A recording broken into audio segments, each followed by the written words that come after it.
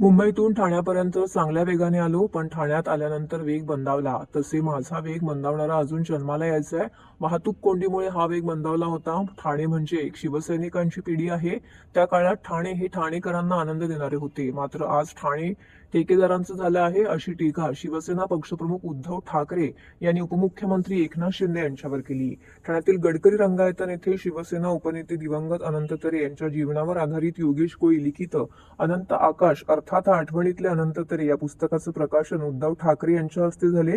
या कार्यक्रमात बोलताना उद्धव ठाकरे यांनी उपमुख्यमंत्री एकनाथ शिंदे यांचे नाव न घेता त्यांच्यावर टीका केली. आनंद दिघे, मुग्धा जोशी, अनंत तरे, प्रकाश परांजपे आणि रघुनाथ मोरे असे पक्षाचे दिग्गज नेते होऊन गेलेत. ते आज असते तर कोणीच गद्दारीचा ग उच्चारण्याची हिंमत केली नसती, असं सांगत उद्धव यांनी ठाण्यातील शिवसेनेच्या इतिहासाची आठवण करून दिली.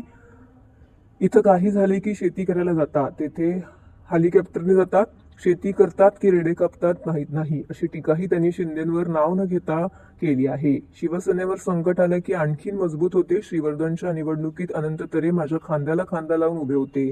एवढी संकट आली तरी तरे कुटुंबाने भगवा सोडला नाही. हीच खरी निष्ठा आहे, असं ते म्हणाले. ठाण्यात विकास झालाय, त्यावर पैसे खर्च झाले. शहरात वाहतूक कोंडी होत आहे, मग विकास कुठे आहे आणि त्यावर झालेला खर्च गेला कुठे? ठाणे महापालिकेची तिजोरी लुटली गेली आहे. मुंबई, ठाणे आणि राज्याची तिजोरी लुटणाऱ्यांविरुद्ध सोमवारी मोर्चा काढणार आहेत. तर या भ्रष्टाचाराविरोधात सर्वांनी एकत्र यायचं असं आवाहनही यावेळी ठाणेकरांना करण्यात आलंय. बाळासाहेब ठाकरे यांच्या निधनानंतर झालेल्या 2014च्या विधानसभा निवडणुकीत भाजपाने शिवसेनेला संपवण्याचा डाव आखला होता. या निवडणुकीत स्वतंत्र निवडणूक लढलो. या निवडणुकीत अनंत तरे यांनी अपक्ष अर्ज दाखल केला होता.